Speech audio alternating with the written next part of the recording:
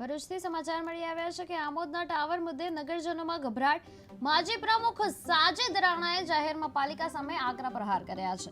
Tower વર્ષોથી જર્જરિત છે અને ટાવર નીચેથી પસાર થનાર શાળાના વિદ્યાર્થીઓ, વૃદ્ધો અને સામાન્ય લોકોના જીવ માટે ખતરો ઊભો કરી રહ્યો છે।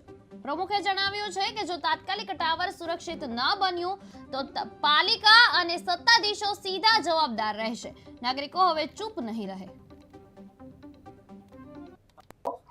साजिद अली इकबाल भाई राणा माजी नगरपालिका प्रमुख। साजिद भाई શું કહેશો આજે જે ટાવર જર્જરિત છે તેના મુદ્દા અવારનવાર રોજ પડે છે, નીચેથી બીજે જાય છે, વાંદરાઓ કૂદે છે ને નીચે પડે છે, તે બાબતને લઈને શું કહેશો? આ જે રિપેરિંગ કરવાની વાળી બાબતની અંદર આ જે જર્જરિત ટાવર જે છે એ ખરેખર બહુ વર્ષો જૂનો ટાવર છે। એને નગરપાલિકાએ નિયમ પ્રમાણે એની ચકાસણી કરવી જોઈએ। ચકાસણી કર્યા પછી એ જર્જરિત જે હાલતમાં છે તે ભાગ એને ઉતારવો જોઈએ।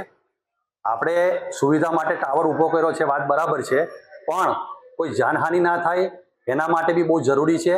જો કદાચ પેલી પારીઓ તૂટે તો વસ્તુ અલગ છે, પણ કાલે ઉઠી કંઈ ટાવર પડે અથવા તો કોઈ જાનહાનિ થાય એના માટે નગરપાલિકાએ એના પર પગલાં ભરવા જોઈએ અથવા તો કામ કંઈ પણ નિર્ણય કરવો જોઈએ, જેથી કરીને આ જે જર્જરિત હાલત છે અને વારંવાર આ મીડિયાની અંદર સમાચાર જે પ્રસિદ્ધ થાય છે એ નગરપાલિકાએ ધ્યાન આપીને જે તે વર્ગના જે તે માલિક હોય એને નોટિસ આપી અને એની ચકાસણી કરી અને એને આગળની કાર્યવાહી કરવી જોઈએ, જેથી કરીને જાનહાનિ ના થઈ શકે।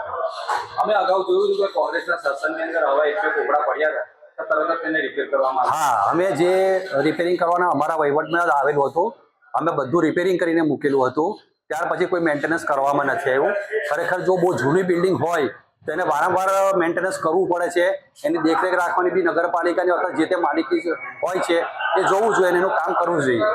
મુખ્ય અધિકારી એવું કહે છે કે આના જે મૂળ માલિક છે જેમણે બનાવેલું છે તે લોકો અને તોડવાની ના પાડે છે, તે બાબતે શું? મુખ્ય અધિકારી જો એવું કહેતા હોય તો મારા હિસાબે એ વાત તો કંઈક ઘરે નથી ઉતરતી, પણ મુખ્ય અધિકારીએ એ માલિકને મળીને એમને સમજાવીને એમનો રિપોર્ટ લઈને એનો જે જર્જરિત છે તેનો રિપોર્ટ લઈને એમને સમજાવવો જોઈએ। કાલે જાનહાનિ થશે તો એના માટે કોની પર ક્લેમ કરશે? કાલે કોઈ વ્યક્તિનું કંઈક આપણે કુદરત ના કરીએ, આપણે એવું ઈચ્છતા નથી, તો કંઈક જાનહાનિ થઈ, પડી ગયું, કોઈને વાગ્યું, તેની જવાબદારી કોણ ફિક્સ તો કરવી પડશે ને જવાબદારીની। નીચેથી લારી ગલ્લાવાળા અને પથારાવાળાને હટાવી દેવામાં આવ્યા છે। હવે ત્યાં આગળ બહાર ગામથી આવતા લોકો જેમને કશું ખબર જ નથી તે લોકો ટોળા થઈને ઉભા રહે છે, વિદ્યાર્થીઓ ત્યાં ઉભા રહે છે।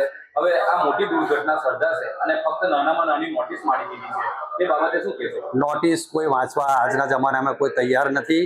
તમે લારીઓ હટાવી વાત બરાબર છે, પણ અવર જવર પબ્લિકને મધ્ય બિંદુની અંદર આ શાક માર્કેટ આવેલું છે અને 4 વાગ્યા પછી તો ત્યાં ચાલવાની જગ્યા પણ નથી રહેતી, તો કાલે ઉઠીને કોઈ લેડીઝ કે છોકરાઓ અથવા તો કોઈ જાનવર કે કોઈની જાનહાનિ થશે તો તેની જવાબદારી કોની? જવાબદારી તો સ્વીકારવી પડશે ને। એના માટે નગરપાલિકાએ પગલાં ભરવા જોઈએ, એની કામગીરી કરવી જોઈએ ને એનું નિરાકરણ આવવું જોઈએ। આ વારંવાર મીડિયામાં આવવાથી ગામને બી બદનામી મળે છે। નગરપાલિકા છે, સક્ષમ છે, મુખ્ય અધિકારી છે, તો કેમ નથી કરતા? એની પર કાર્યવાહી કરવી જોઈએ।